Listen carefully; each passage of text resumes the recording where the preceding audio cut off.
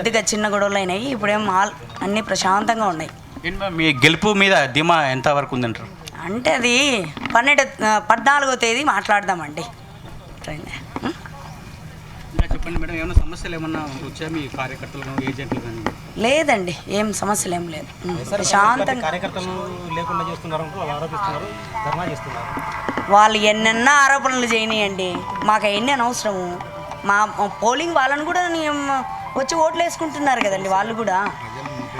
ఊరికి ఏదో మా మీద ఏదో ఒక ఆరోపణలు చేస్తా, ఏదో ఒక ఇబ్బంది పెట్టాలని మమ్మల్ని అలా చేస్తున్నారండి. పోలింగ్ బూత్ వరకు వచ్చే పరిస్థితులు రానివ్వలేదని వాళ్ళు ఎన్నైనా ఆరోపణలు చేస్తారండి, మాకెందుకు ఎన్ని ఆరోపణలు ఎన్నైనా చేస్తారు. వాళ్ళు చేసినవన్నీ మీరు అడుగుతుంటే మేము చెప్తా ఉంటామా ఇలాగే? ఓకేనండి.